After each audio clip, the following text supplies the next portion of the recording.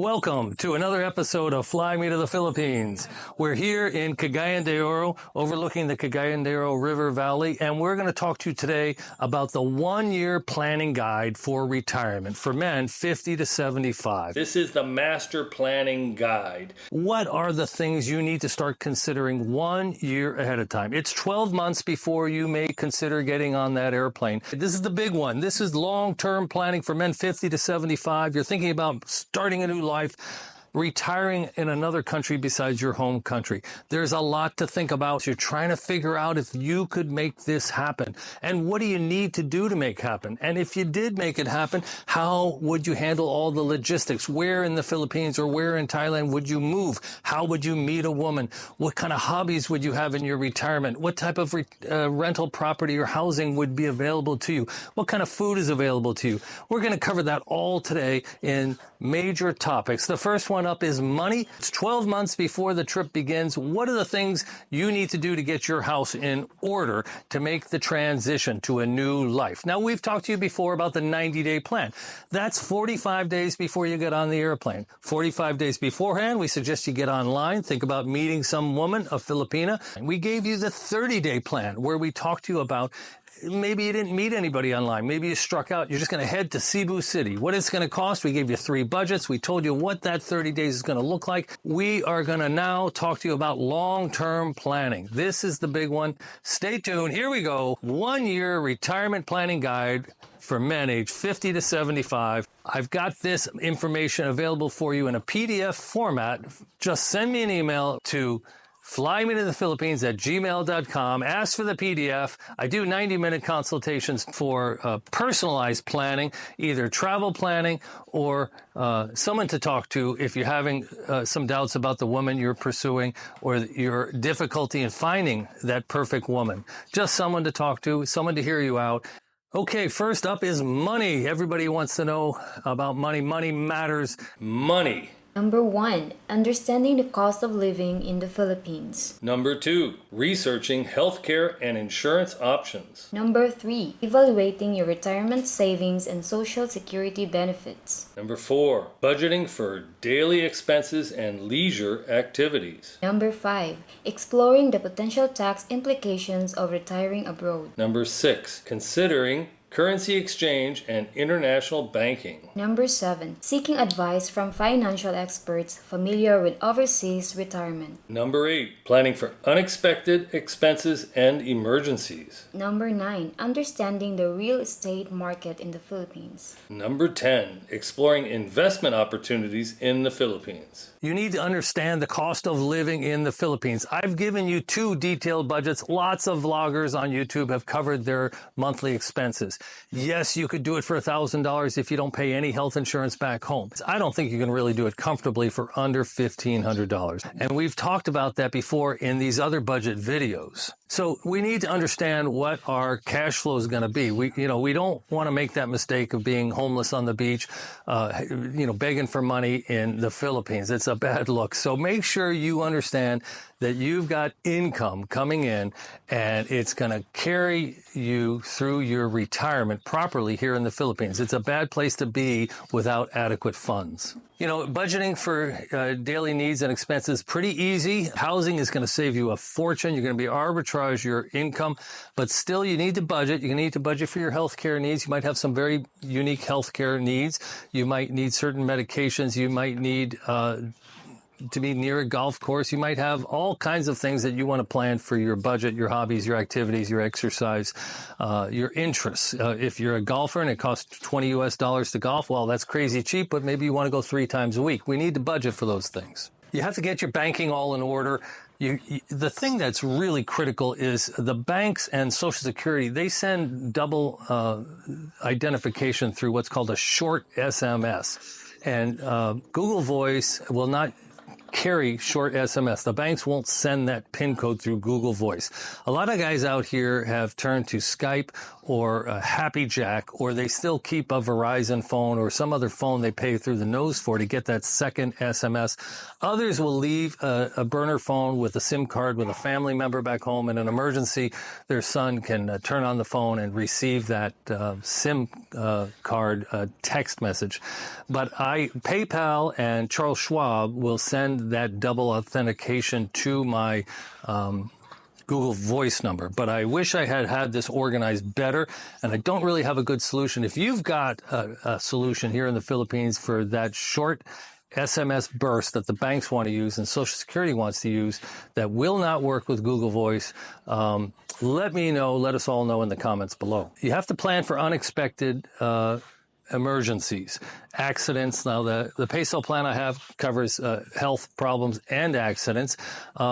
But I saw a vlog the other day, and an elderly man came to the Philippines. He married a 19-year-old, and he had a heart attack or a stroke.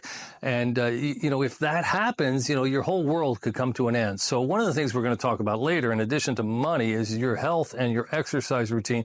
You want to come out here and chase some young women, you need to be in good shape, because that will put some stress on your heart. And then, exploring investment opportunities in the Philippines. I know some expats, they've set their girls or their wives up with water stores or sari stores. In general, it's not a place where you're going to make money. If you can do some consulting like I do, if you can do some YouTube like I do, maybe.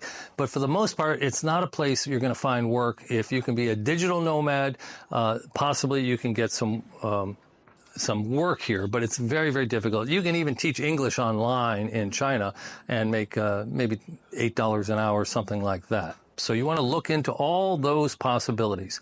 Money matters. Take care of your money. Make sure you have a second debit card.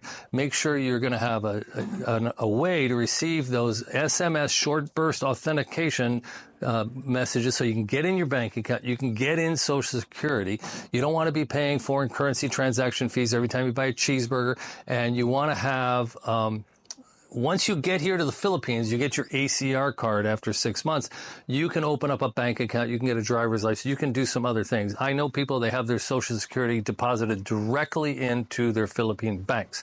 Now, you're still going to lose a couple of points in currency conversion, though. Family and friends. Number 1. Communicating your retirement plans with family and friends. Number 2. Exploring ways to stay connected across the distance. Number 3. Considering the possibility of family members joining you in the Philippines. Number 4. Planning regular visits back to the West. Number 5. Researching expat communities and social groups in the Philippines. Number 6. Understanding the cultural differences and their potential impact on relationships. Number 7. Exploring opportunities for making new friends in the Philippines. Number 8. Considering the emotional aspects of being away from loved ones. Number 9. Discussing your plans with family and friends to gain their support. Number 10. Seeking advice from other expats who have made a similar transition. Family and friends. This is really important. I'm really close with my kids. However, moving here to the Philippines was sort of a gut punch to them, and they let me know in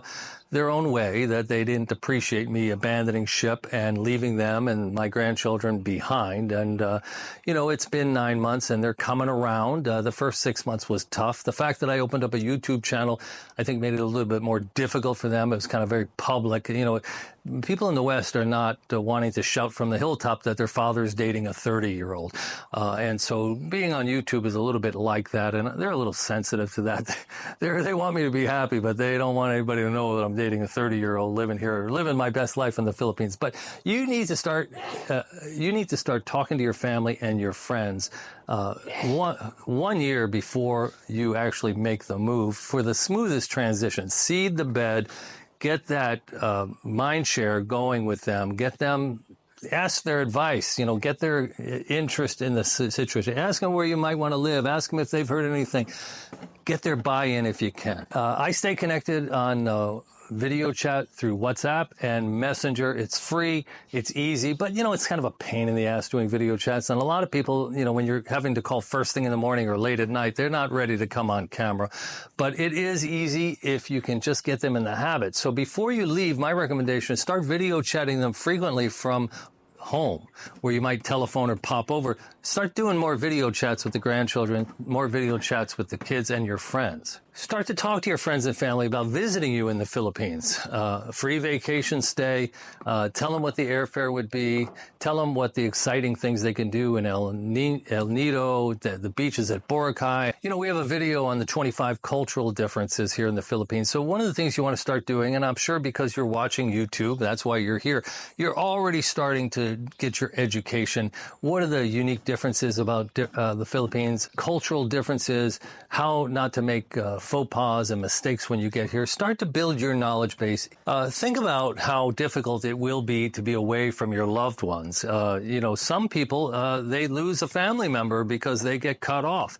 40-year-old daughters tend to be the type that don't want to participate in you being with a 25-year-old woman. The next major topic we're going to talk about is healthcare. Number 1, researching healthcare facilities and services in the Philippines. Number 2, understanding the local healthcare system and insurance options. Number 3, scheduling a comprehensive medical checkup before the move. Number 4, discussing any pre-existing health conditions with healthcare providers. Number 5, ensuring access to necessary medications in the Philippines. Number 6, exploring healthy living options in your new environment. Number 7, planning for regular physical activity and exercise. Number 8, understanding the impact of climate and environment on your health. Number 9, seeking advice from healthcare professionals experienced in expat care. Number 10, creating a health and wellness plan for your retirement years. You know, in the big cities, the healthcare is pretty good here in the Philippines, Manila and Cebu City in particular. Cagayan de Oro, where I live, is a city of 800,000. It's pretty good. It's not as good as the healthcare in Thailand or other countries, but it's going to be pretty good. You need to think about whether you need to be living within an hour of a hospital and what particular healthcare requirements you're going to have. You need to understand the local healthcare insurance options. I've already mentioned I have a Peso Plan. It costs me $1,050 per year. That's based on my age of 67, and I get reimbursed. I think for about $1,450, I could have gotten the plan that would have paid about $30,000 and prepaid through certain medical facilities. They would have prepaid upon authorization. And I'll probably do that next year. Before you come out to the Philippines, it would be a good time to get your comprehensive medical checkup. You know, I mentioned earlier, chasing after 30-year-old women, keeping them happy, keeping them satisfied. You are going to be hiking more than you're used to. You're going to be swimming more. You might be playing more golf with buddies here in the Philippines. The heat and the humidity in particular. You know, you got to be prepared for a high humidity climate. It does tax the plumbing in the body. I once met a heart doctor, and I was moving to Arizona, and he said, you know, you'll live 5 years longer there because there's no pressure, there's no humidity, and that lack of humidity is good for your health. So here you got a lot of humidity. You might find yourself in high heat, high humidity. Put a lot of stress on your medical system. So make sure that you've had your checkup. And if you've got pre-existing conditions, talk to your healthcare providers and see whether moving to the Philippines or to another Asian country is recommended and how to handle it. Now, you want to prioritize a healthy lifestyle. Do you want to live at the beach? Do you want to live in the mountains? Maybe you want to live in a condo and have that modern convenience, but, you know, you're taking an elevator everywhere and you're eating across the street and going to Starbucks every day. It may not be the healthiest lifestyle, that city life. So think about what the healthy lifestyle choices are. We talked about the high humidity and the impact of climate on your health. So seek advice from your healthcare providers and come up with a plan for your healthcare in retirement. Fitness and diet. Number 1, exploring local fitness facilities and activities in the Philippines. Number 2, planning a fitness routine that suits your lifestyle and goals. Number 3, understanding the impact of diet on overall health and well-being. Number 4, exploring the availability of fresh and healthy food options. Number 5, seeking advice from nutritionists and fitness experts. Number 6, planning for regular health screenings and checkups. Number 7, understanding the benefits of an active lifestyle in retirement. Number 8, exploring outdoor activities and sports popular in the Philippines. Number 9, creating a balanced and sustainable diet plan. Number 10, setting realistic fitness and health goals for your retirement years. Guys, you may have noticed on camera, I gained about 10 or 15 pounds during the Christmas season. All this YouTubing and staying up till 2 a.m. at night editing. I let my keto diet, the Keto diet, kind of go by the wayside, and I allowed a little bit of carbohydrates in my diet, and boom, I put some weight on. And, the regular type of 1 hour a day walking, I didn't have a good place to go walking in my last subdivision. So I'm back on the plan now. I'm willing to say it publicly. But you want to make sure that you maintain a healthy diet and get your exercise. Sometimes in the Philippines, it can be hard to find a place to exercise where you feel safe and it's not too hot in the sun. Either it's a swimming pool or a golf course or walk along the Dumaguete boardwalk. You want to come up with a regular plan. We have health clubs here right down the road in Cagayan de Oro. They run around $45 a month. You would think they would be cheaper, but they're not. They're about the same price as a cheap club back in the West or half the price of a really good club in the West. And then you have to get transportation. If you don't own a car, now you got to get there, and it's 3 miles away, and you got to call a taxi or take the jeepney back and forth every day. So that's something to consider. It's not the easiest thing to figure out your exercise routine. I'm actually been invited to go play golf up in Manila Fortiche at the Del Monte Golf Club. And next Thursday, believe it or not, I'm going to take up a little bit of golf. I'm a really bad golfer, but my father took it up at this age, and it turned out he was pretty good. So maybe if with enough time and effort, it'll come around. But there's a couple of really nice golf courses here. The one up in the Bukidnon Mountains of Manila Fortiche is very, very high end. And then we have another one here, Pueblo de Oro, which is right down the road, which is nice too. It costs about $20 to play at these courses, including a caddy and a cart. You want to figure out whether you're going to be near one of the wet markets and whether you have access to fresh foods, healthy foods. Lots and lots of vegetables here in the Philippines, but if you don't buy them from the big wet market, you can pay through the nose. So we have a city block Kogan market downtown. It's about 25 minutes. It's a $5 taxi ride to get there.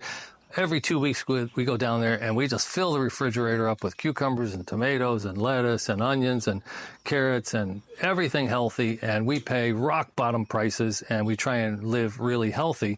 The Philippines, the food's full of sugar and salt, mostly fat, sugar, and salt. So you got to be careful what you eat. I've mentioned before, I eat a lot of roasted chickens. They can get delivered at a moment's notice for about $6 to your door. The Philippines is known for outdoor activities. Here in Cagayan de Oro, we've got the Cagayan de Oro River right around the corner here for whitewater rafting. It's famous for.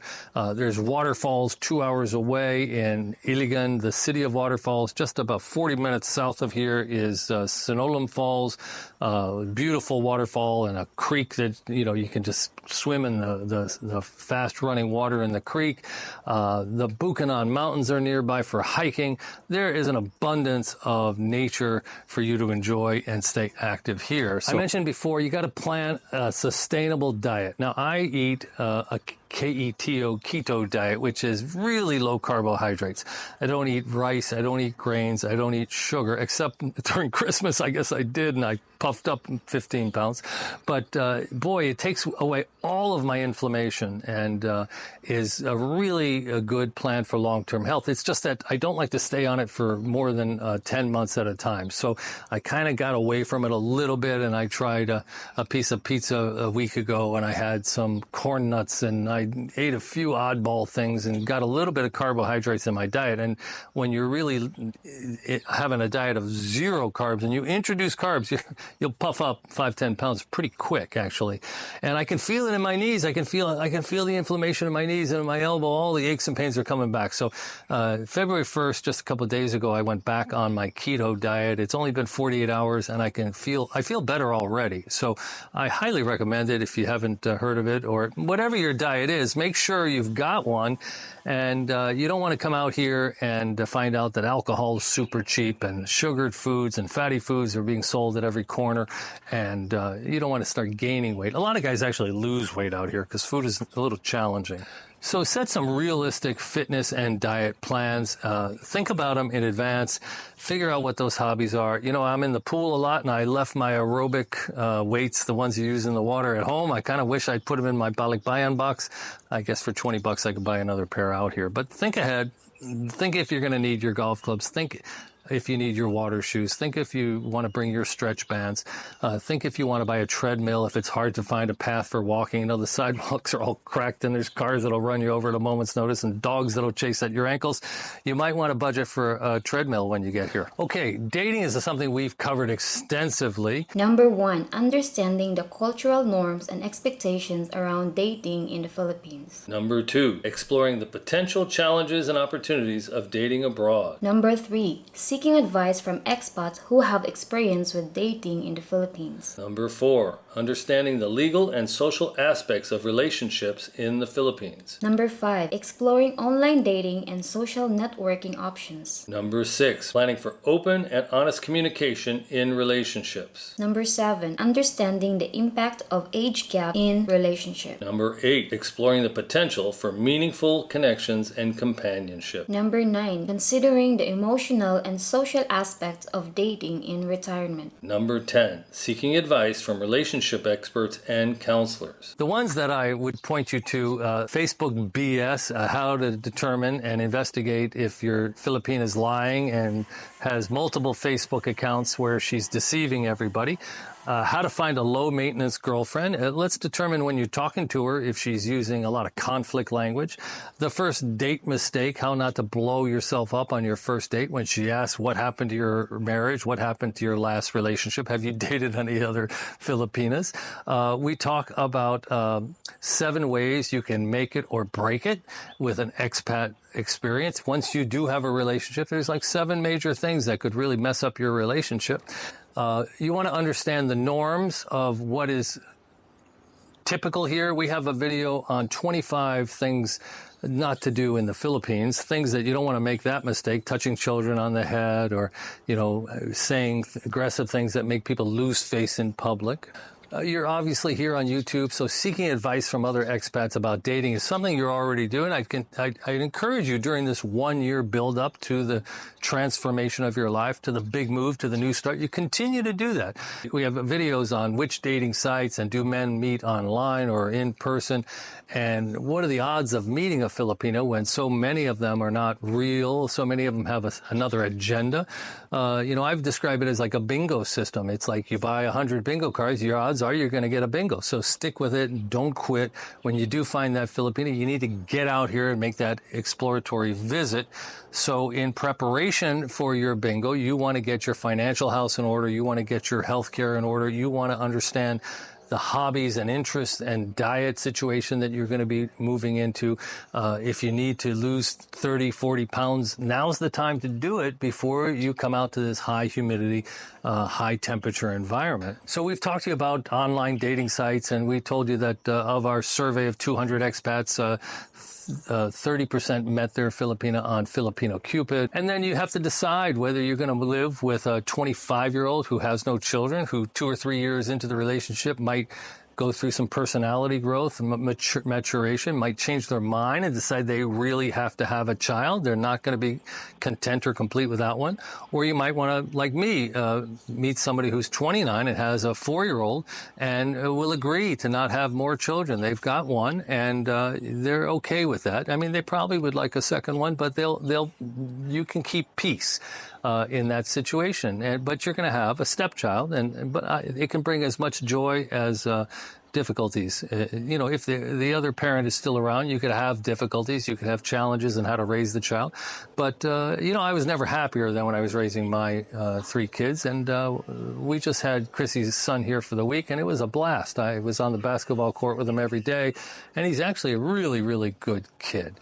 So let's talk about hobbies in retirement. Number 1, exploring your interests and passions for retirement activities. Number 2, planning for hobbies that suit your lifestyle in the Philippines. Number 3, exploring local cultural and recreational activities. Number 4, understanding the potential for new hobbies and interests in retirement. Number 5, seeking advice from other retirees on meaningful activities. Number 6, planning for a balanced and fulfilling retirement lifestyle. Number 7, exploring opportunities for creative and artistic pursuits. Number 8, understanding the potential for volunteer and community engagement. Number 9, considering the emotional and social social benefits of meaningful hobbies. Number 10, seeking advice from experts on planning for retirement activities. You know, it's when I was working and I kept seeing retirement, advertisements, and they were constantly saying prepare for retirement.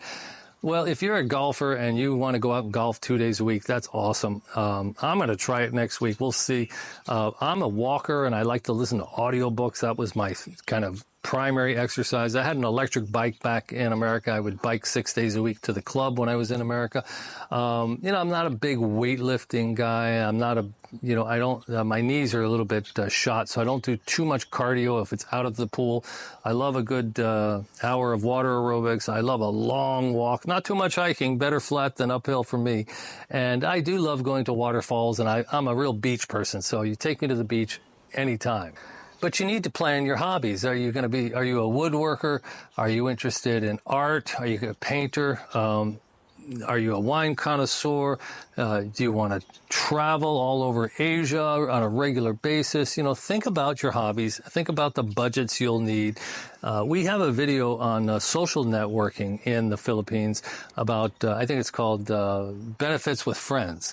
And it's all about how to expand your social network and leverage other expats and make the most of your retirement and your hobbies. One of the opportunities here, because it is a third world country or a developing country, is there's lots of opportunity for volunteer work, and there's a lot of people in need. Now, you don't want to get on your white horse and pay for everyone's education and buy people new homes. But in Dumaguete, for example, there's a gentleman who started a charity where he's buying bicycle helmets for young children, motorcycle helmets, bicycle helmets. You see these kids, 3, 4, family of 4, driving around on motorcycles. Sometimes they have a 1-year-old, 2-year-old. Nobody's wearing a helmet.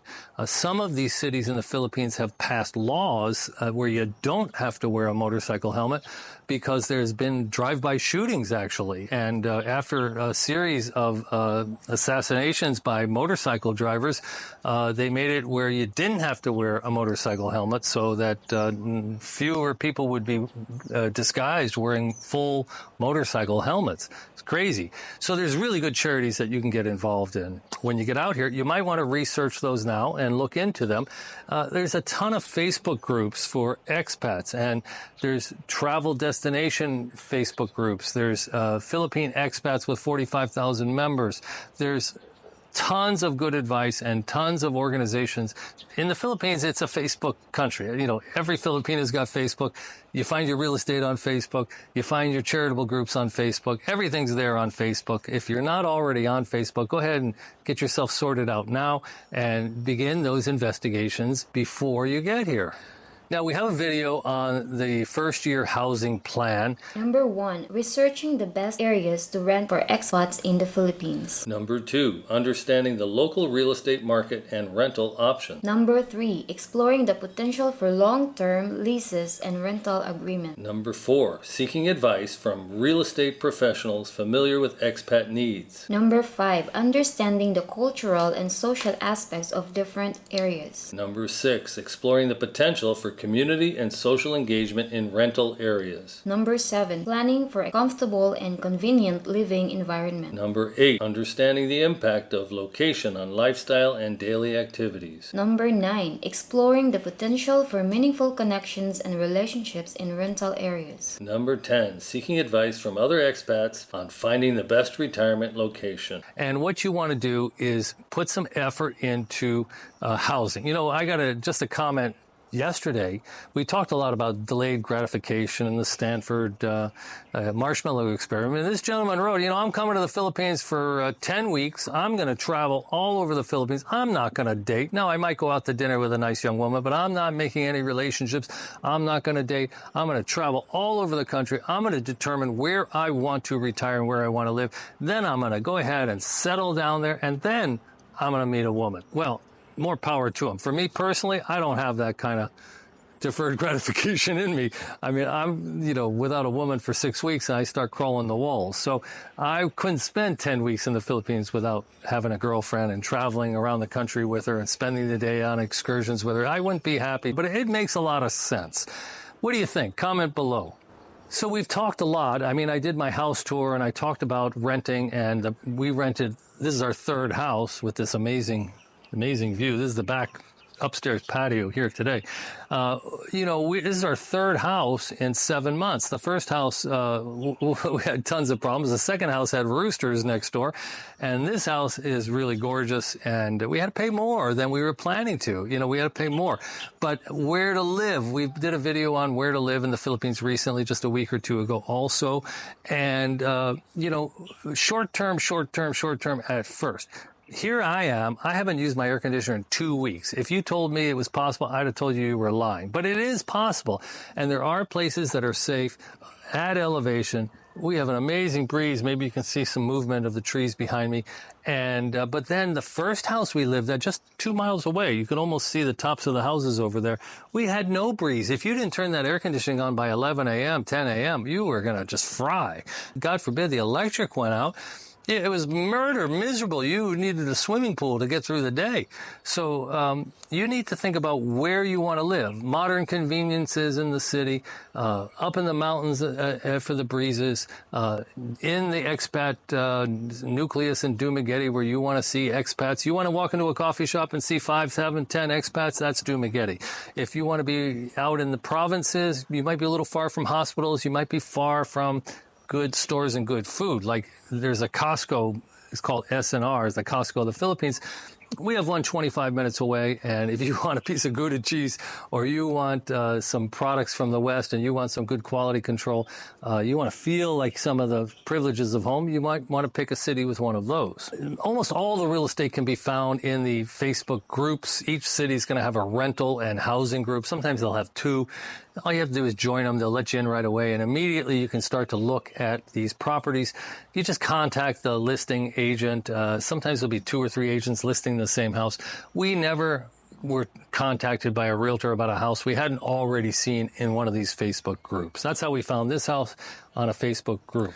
So you want to understand the impact of location on your decision where to live, how it's going to impact your lifestyle. Are you going to age rapidly with the sun and the salt water and the salt air at the beach? And after 2 years, you're going to look like you've been here for 5? Or are you going to be out of the sun? Like a lot of Filipinos, they don't spend much time in the sun if they can. They want to keep their skin white, but you can stay more youthful up in the mountains. So we've talked about money. We've talked about health. We've talked about diet. We've talked about hobbies. We've talked about dating. We've talked about housing and rental and where to live. And we've also talked about family and friends. These are the big picture items you want to start to manage early on. Obviously, your banking is critical. Your communication tools and apps are critical. Your travel planning, I recommend an app called TripIt. Your medical insurance, I'm going to link the guy that I bought my Peso Plan in the description box. You may find others. Maybe finding a medical plan where you get some credits back for your Medicare Part A and B if you don't live in the country. You can fly to Guam. It's a short flight, and you are in the United States for medical care. If you keep your Medicare Part A and B, keep that in mind.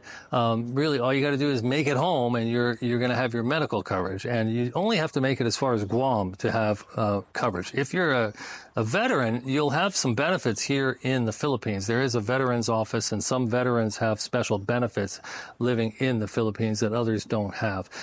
Dating opportunities, it's really what, for me, made me kind of pull the trigger.